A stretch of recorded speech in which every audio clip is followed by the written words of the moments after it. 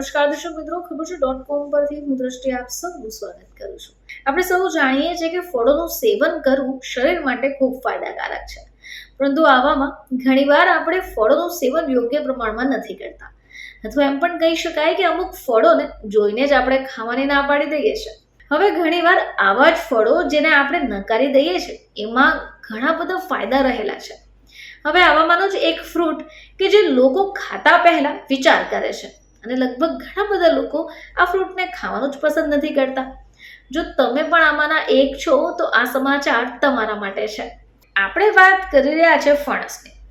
મિત્રો, ગુજરાતીમાં એને ફણસ કહેવાય અને ઇંગ્લિશમાં જેકફ્રૂટ. હવે આ ફળ જે છે તે દુનિયામાં લાર્જેસ્ટ ફ્રૂટ તરીકે પણ ઓળખાય છે. હવે આ એક એવું ફળ છે જે ઝાડ ઉપરથી સૌથી મોડું આવતું હોય છે.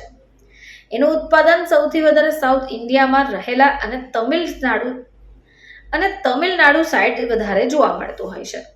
આથી એને સ્ટેટ ફ્રૂટ પણ કહેવાય છે. ફણસ અથવા જેકફ્રૂટમાં અનેક પ્રકારના રેસા અને પ્રોટીન છે જે આયુર્વેદિકની દ્રષ્ટિએ ખૂબ ઉપયોગી છે. હવે આ અંગે સરદાર પટેલ યુનિવર્સિટીના બોટની વિભાગના પ્રોફેસર ડોક્ટર કલ્પેશ ઇશ્નાવાએ જણાવ્યું છે કે જેકફ્રૂટ દુનિયામાં લાર્જેસ્ટ ફ્રૂટ તરીકે ઓળખાય છે. હવે મિત્રો, આ ફળ તમે કાચું પણ ખાઈ શકો અને પાકું પણ. આ ફળનું શાક મીટ જેવા સ્વાદનું લાગવાને કારણે એને વેજીટેબલ મીટ તરીકે પણ ઓળખાય છે.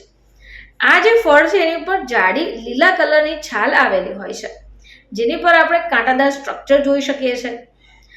જેકફ્રૂટમાંથી વિવિધ પ્રકારની મીઠાઈ, શાક અને અથાણું પણ બનાવાય છે. જોકે નોર્થ અને સાઉથ સાઇડ આનું મોટા પ્રમાણમાં સેવન કરવામાં આવે છે.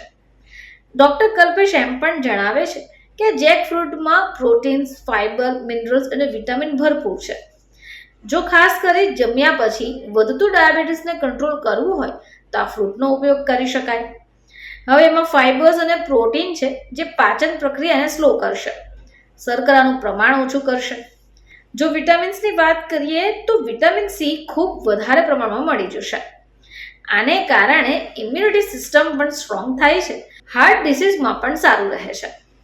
તો મિત્રો, આ જે ફ્રૂટ છે એ તંદુરસ્તી માટે શ્રેષ્ઠ ફળ ગણવામાં આવે છે, પરંતુ ગુજરાતીઓ એને ઓછું પસંદ કરે છે.